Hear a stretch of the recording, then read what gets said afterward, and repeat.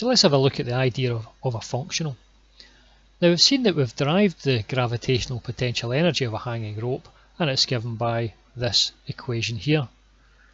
Now if we were to look at a function in the sense that we would normally have a function, so we would have a domain here.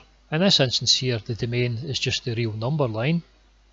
And if we had a function, say y equals x squared, then this domain would map on to this line here, which we would call the range. So really all we're saying is it maps a set of numbers of the real number line onto the real number line. So that's what a function does. For example, y equals x squared, and if the value x equals 2, then y would equal 4, x would equal 3, y would equal 9. So that's the idea of a function. But that's not what we have up here.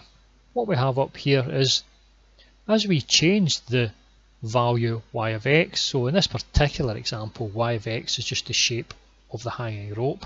So as we change the shape of the hanging rope, the value of the gravitational potential energy changes. So we have now this end here, which in effect is our y-axis. But the y-axis again is still just the real number line. So it's just a value for the gravitational potential energy. But in the x-axis here, we no longer have a simple real number line. The x-axis now is given by the functions y of x. So as we change y of x, we change the value of the y-axis here. So really what we're doing is, along this axis here are all of our functions y of x.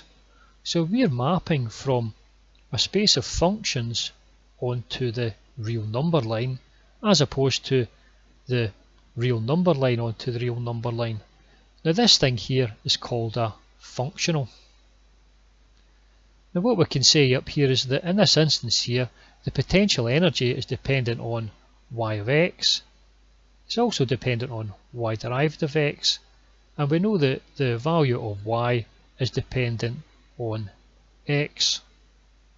So let's generalize this a little bit. Rather than looking at just the example of a hanging rope, let's look at any general example of an equation of this form. So we could say, we'll replace the gravitational potential energy just with a value of s. So the value of s is the thing that gets minimized. In this instance here, for the hanging rope, the thing that gets minimized is the gravitational potential energy. In this general solution here, what gets minimized is this value s, and we'll integrate it between two limits. So in this case, we'll just call it limits x1 and x2. Also here, the function here is a particular function, and that particular function is derived from the hanging rope. So we're just going to use some general function. So we'll just call our general function f. Now f is going to be dependent on your value of x. It's also going to be dependent on a value of y of x, and it's also going to be dependent on a value of y derived of x. And we're integrating all of that with respect to dx. So this here is our general way of writing out a simple functional, and we're going to come across this, and we're going to be using this later on in the video series. One other thing to note is that in this equation up here, we can see that the gravitational potential energy is explicitly dependent on y of x, and it's explicitly dependent on y derivative of x. That is, we've got equations in there on y of x and y derivative of x, but it's only implicitly dependent on a value of x, meaning there's no function of x here within this equation. So the only explicit dependence is in y of x and y derivative of x.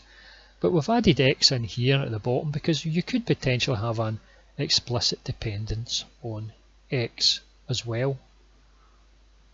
So that's all there is for this video. I'll get you in the next video. Goodbye.